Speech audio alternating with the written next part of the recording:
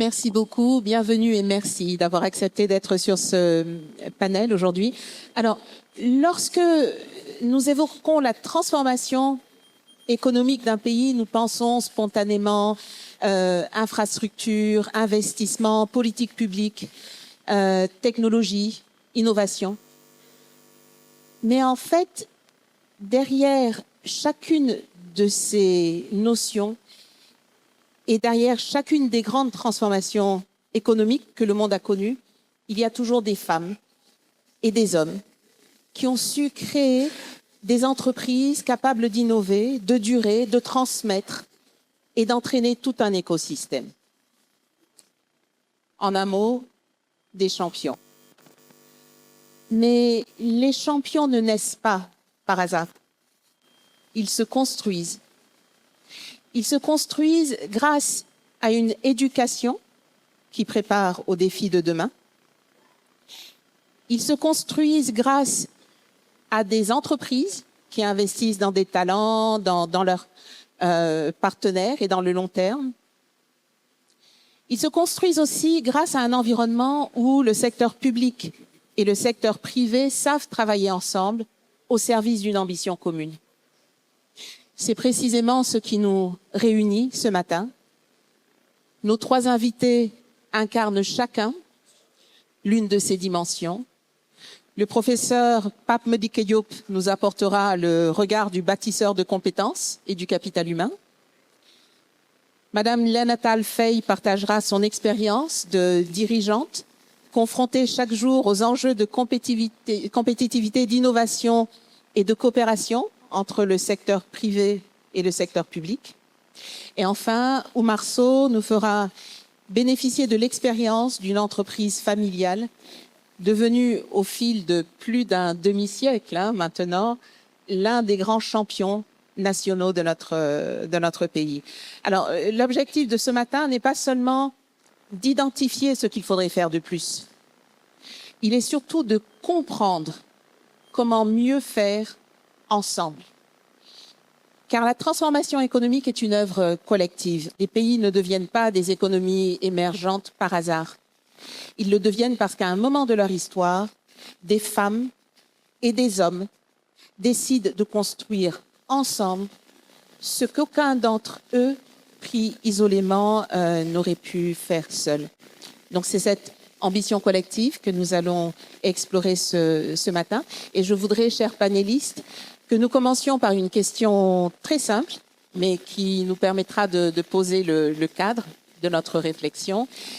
À partir de votre parcours et de votre expérience, comment définiriez-vous une entreprise championne? Vraiment très, très rapidement. Une minute max. Madické, est-ce que tu veux commencer? Merci beaucoup. La littérature économique, en tout cas pour apprécier ce concept, convoque la taille de l'entreprise, sa position de leader, sa capacité d'innovation, sa capacité à se projeter à l'international, sa performance financière, sa valorisation, etc. Ça, on le sait tous.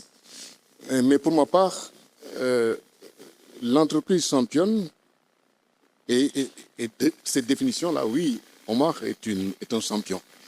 Mais nous sommes, Madame le Premier ministre le rappelait tout à l'heure, dans un environnement où plus de 99% des organisations, des entreprises sont des PME, voire des TPE. Je crois que dans ce contexte-là, l'entreprise championne, c'est l'entreprise qui vit encore. C'est l'entreprise qui a survécu au matraquage fiscal, qui a survécu aux contraintes administratives, qui a survécu à toutes les formes à la surréglementation, qui a survécu aux pressions sociales, aux pressions culturelles, aux pressions familiales. C'est l'entreprise dans laquelle un chef d'entreprise a essayé de s'affranchir de tout le poids social qui contraint l'entrepreneur à ne pas aller plus avant. Il me semble que c'est tout cela, aujourd'hui, l'entreprise championne. Donc, je salue toutes les PME, toutes les très petites entreprises qui ont su s'affranchir de tout ça et qui ont survécu. Merci, Madike. Lena? Merci beaucoup, Chava. Je pense que Madike a tout dit. Moi, je vais résumer en disant que c'est une entreprise résiliente. Véritablement, un champion, une entreprise championne, pas la mesurer par sa taille ni par son chiffre d'affaires. On peut la mesurer sur son impact économique, mais son impact social. Surtout de créer un écosystème autour pour créer des emplois.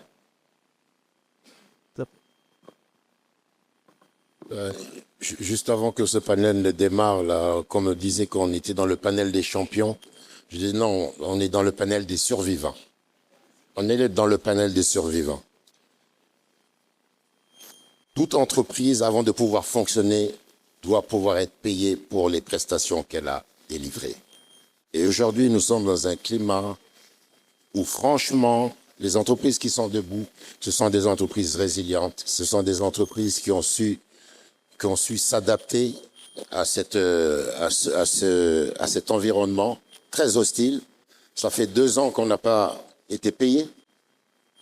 L'ancien régime a laissé une dette intérieure qui n'a pas été réglée. Ça fait 2 ans et demi qu'on court derrière nos créances. Et aux dernières nouvelles, les nouvelles ne sont pas bonnes. On ne sera pas payé avant l'année prochaine. Inch'Allah. Donc, moi, le terme de champion, je trouve qu'il n'est pas du tout approprié. Nous ne sommes pas des champions. Nous sommes juste des entreprises résilientes qui avons su nous adapter à la conjoncture. Qu'est-ce qui se passe? On est tous en train d'aller chercher du travail ailleurs, en Côte d'Ivoire, en Guinée. Parce que le problème, même les projets qui étaient financés aujourd'hui par les bailleurs de fonds, sont des projets qui deviennent suspendus parce que le service de la dette n'a pas été honoré. Je n'attaque personne, hein, je ne cherche pas à savoir c'est la faute à qui, mais je pense qu'au bout d'un moment, on doit trouver des solutions. Toutes les alternances qu'il y a eu dans ce pays ont trouvé des situations difficiles. Aucun président n'est arrivé à trouver de la trésorerie et de l'argent pour travailler. Au bout d'un moment, il faut sortir des sentiers battus et trouver des moyens de relancer l'économie. Donc aujourd'hui, je pense que le débat, il n'est pas sur l'entrepreneuriat. Il faudrait déjà la dette intérieure, réglons ce problème de dette intérieure. Mais sinon, même les survivants que nous sommes vont disparaître, tout simplement. Voilà ce que j'avais à dire.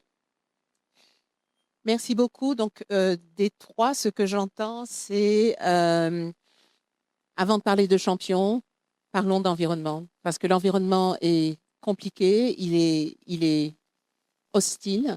Et pour y réussir, il faut être résilient. Mais je pense que tout environnement, et quelles qu'en soient les difficultés, arrive à produire des survivants. Et là, bon, je vais évoquer Darwin, Survival of the Fittest. Comment est-ce qu'on devient un des fittest? Et là, Madike, donc pour moi, la question que je veux te poser, c'est justement comment est-ce qu'on arrive à former les cerveaux, les talents, le mindset, la personnalité qui permet de survivre dans des environnements aussi compliqués. Les entreprises championnes, nous allons quand même garder cette définition, quelle que soit l'explication que nous mettrons derrière, mais les entreprises championnes ont été créées et sont dirigées par des talents, par des gens qui réussissent. Alors, ma première question, c'est est-ce que dans l'environnement où on est aujourd'hui et que Madame le Premier ministre avait évoqué tout à l'heure, en disant que nous sommes à l'ère de l'intelligence artificielle, à un moment où énormément de besoins de création d'emplois nouvelles arrivent sur le marché, dans ce contexte-là, est-ce que l'expérience acquise peut continuer à représenter un avantage décisif, donc à l'ère de l'intelligence artificielle, et comment l'éducateur que tu es arrive à faire concilier les deux. Oui, c'est une question importante, intéressante. Là, nous avons connu plusieurs cycles. Nous sommes à l'ère du numérique, de la révolution numérique, la révolution de l'intelligence artificielle. Naturellement, cela entraîne bien sûr un changement dans la façon de former les jeunes et de former les élites. Toute la question, parce qu'avant, qu'est-ce qu'on avait? On avait des compétences techniques, et ces compétences techniques-là nous permettaient d'avoir, lorsqu'on était en situation d'emploi, une performance, de développer une performance individuelle collective. Je sais faire. C'était ça la question. Je sais faire. Je suis capable de. Aujourd'hui, bien entendu, et tout ça, on peut ranger ça dans une pyramide. Aujourd'hui, avec l'intelligence artificielle, ce n'est plus simplement je sais faire, mais je sais produire plus vite. Parce que l'intelligence artificielle nous donne cette capacité-là de produire beaucoup plus vite et mieux. Donc, bien sûr, il faut adapter les compétences, à la fois les compétences qui sont à l'école et les compétences qui sont sorties d'école depuis longtemps, comme moi. Ensuite, mais ça ne suffit pas de dire je sais faire, je sais produire plus, mais encore faut-il savoir bien sûr avoir le recul pour analyser, tirer ce qui est pertinent de ce que l'on a produit. Mais ça aussi, ça ne suffit pas. Après, il faut aller plus haut. Et aller plus haut, c'est convoquer un certain nombre, on appelle ça des soft skills, des aptitudes humaines, des compétences sociales, qui permettent à la personne qui a tout ça d'avoir probablement un esprit critique, la formation à l'esprit critique, la capacité de discernement, la capacité de jugement. Et ça, l'intelligence artificielle ne le fait pas.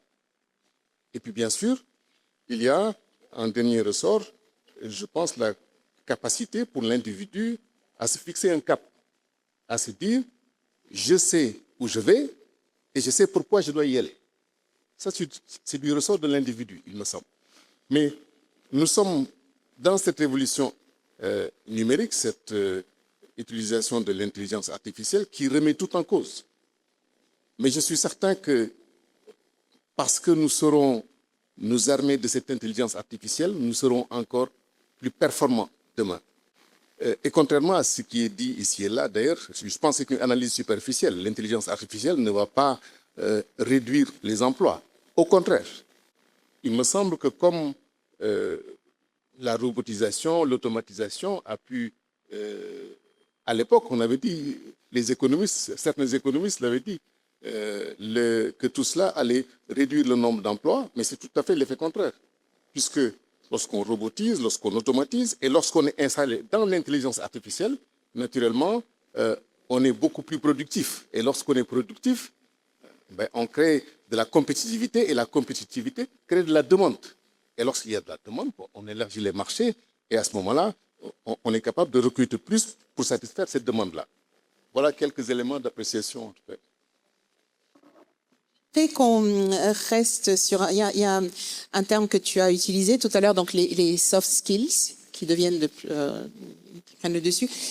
Est-ce que, alors, ces soft skills, si on les entend comme étant les qualités humaines, relationnelles, le savoir-être d'une personne, est-ce qu'on peut dire qu'aujourd'hui, ces soft skills sont plus importants, que leur maîtrise est plus importante que les compétences techniques qui peuvent être complétées par l'intelligence artificielle dans un monde qui est de plus en plus dominé par la technologie? Donc, et là encore, je m'adresse à l'éducateur et je pose cette question parce que dans ma vie dans ma vie professionnelle et dans ma position de recruteur, à certains moments, je me suis rendu compte que nos jeunes étaient excellents en compétences techniques. Donc, quand on leur faisait passer des tests de recrutement, ils étaient en général les premiers. Mais sur cette partie soft skills, là, venez vraiment largement derrière les candidats internationaux qui finissaient par prendre le poste. Donc, voilà. Dans quelle mesure est-ce que cette dimension est prise dans les programmes d'éducation et comment est-ce que tu la vois évoluer dans notre environnement? Elle est essentielle. En tout cas, elle participe de la formation de, je crois, tous les étudiants, tous les apprenants des grandes écoles, des universités. Mais il me semble que on ne doit pas oublier qu'il y a un socle commun qui doit être un socle technique. Donc, on doit avoir des compétences techniques, on doit aller à l'école, à l'université pour apprendre la finance, la comptabilité, le marketing, la gestion des opérations, bref, tout cela, la stratégie. On peut ne pas aller à l'école pour apprendre ça. Parce que c'est possible maintenant de ne pas aller à l'école et d'apprendre tout ça. L'école est l'un des derniers vestiges du passé, en tout cas l'une des dernières institutions du passé.